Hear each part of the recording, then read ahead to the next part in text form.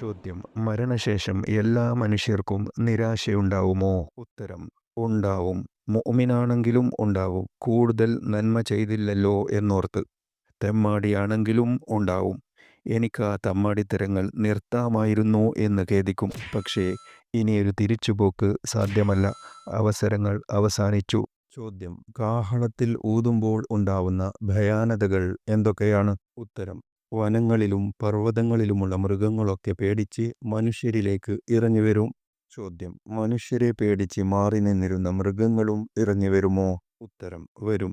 മനുഷ്യരെക്കാൾ വലിയ ദുരന്തം സംഭവിക്കാൻ പോകുന്നതായിട്ട് അവ തിരിച്ചറിഞ്ഞില്ലല്ലോ.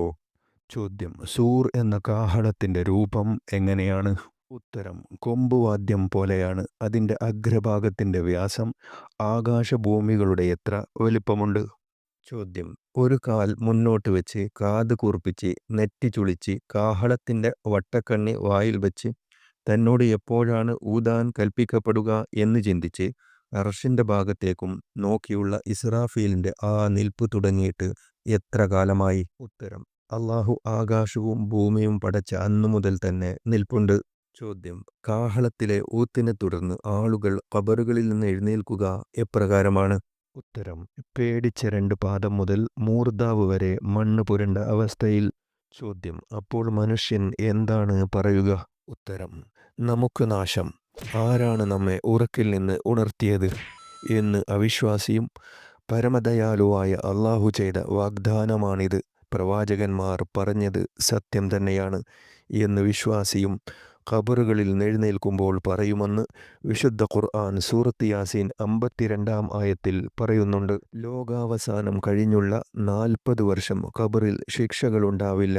ഉറക്കം പോലെയാണ് അനുഭവപ്പെടുക എന്നതിനാലാവാം ആരാണ് നമ്മെ ഉറക്കിൽ നിന്നുണർത്തിയതെന്ന ചോദ്യം ഉണ്ടായതെന്ന് ചില മുഫസ്സിറുകൾ വ്യാഖ്യാനിച്ചിട്ടുണ്ട്. ചോദ്യം: മനുഷ്യൻ എത്ര കാലഘട്ടങ്ങൾ ജീവിക്കേണ്ടതുണ്ട്? ഏതൊക്കെയാണ്?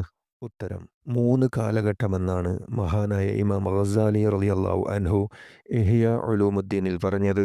1. ഗർഭാശയത്തിലെ കാലം. ഇത് വെറും 10 മാസം മാത്രം. ഏത് രാജകുമാരനാണെങ്കിലും 2-3 വർഷം ഗർഭത്തിൽ കഴിയാനാവില്ലല്ലോ. പുറത്തു വന്നേ തീരൂ. 2.